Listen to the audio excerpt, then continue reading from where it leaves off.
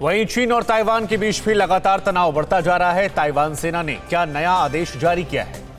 किस देश ने चीन के खिलाफ मोर्चा खोला? कहां रूसी और तुर्की सेना पर हमला हुआ? जरा देखिए टॉप 9 वर्ल्ड वॉर 3 में।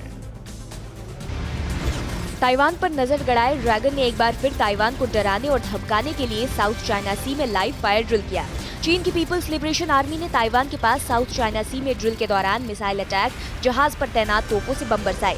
चीन की माने तो ये ड्रिल आतंकवादी ताकतों के अभियान की रोकथाम के लिए किया गया था, लेकिन चीन का असली मकसद ताइवान और अमेरिका को संदेश देना था। चीन के भारी तनाव के बीच ताइवान एयरफोर्स को पहले हमला नहीं करने का आदेश जारी किया गया है। चाइना टाइम्स में छपी खबर के मुताबिक ताइवान एयरफोर्स ने ये फैसला मिस फायरिंग रोकने के लिए लिया है। ताइवान मिलिट्री फोर्स के सूत्रों का हवाला देते हुए दावा किया गया है कि अगर कोई पायलट ये गलती करता है तो उसे मिलिट्री एक्शन का सामना करना पड़ेगा। चीन और उसकी विस्तारवादी नीति को एक और झटका लगा है। अब मलेशिया भी चीन के सामने तन कर खड़ा हो गया है।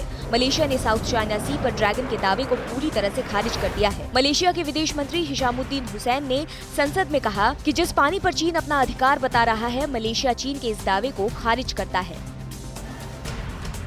चीन ने अमेरिकी राष्ट्रपति डोनाल्ड ट्रंप को झूठा करार दिया है। चीनी सरकार के मुखपत्र ग्लोबल टाइम्स के एडिटर इन चीफ हू शिजिन ने कहा है कि अमेरिका पिछले कुछ साल में बहुत बदल गया है, जो कि अब बर्दाश्त के बाहर हो चुका है। अमेरिकी राष्ट्रपति दो टूक झूठ बोलते हैं, जो तबाही के वक्त और नुकसान पहुंचाने वाला है। धमाके की आवाज और दूर तक आसमान में दिखाई दे रहा धुएं का गुबार। इराक के बगदाद में फिर रॉकेट से हमला किया गया।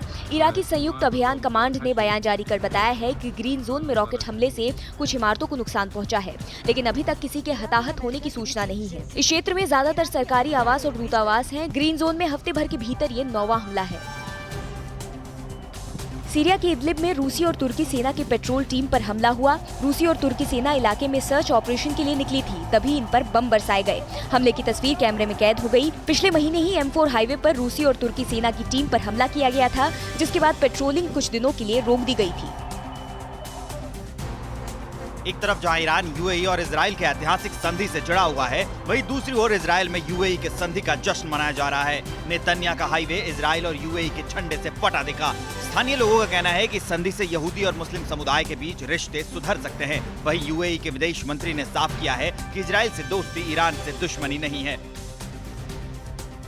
ऑस्ट्रेलिया के रक्षा विभाग ने विदेशी जासूसों के खतरे को लेकर अलर्ट जारी किया है। शिप बिल्डिंग प्रोजेक्ट से जुड़े बेहद अहम जानकारियां चुरा सकते हैं। रक्षा विभाग का दावा है कि विदेशी जासूस ऑस्ट्रेलिया के नौसेना से जुड़े अहम दस्तावेज हथियाना चाहते हैं।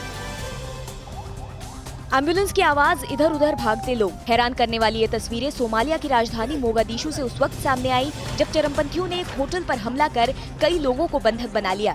इस घटना में 15 लोगों की मौत हो गई, जबकि कई लोग घायल हो गए।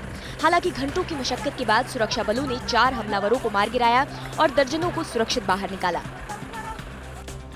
फिक्र आपकी, सोमवार से शुक्रवार रात 9 बजे सिर्फ TV9 भारतवर्ष पर।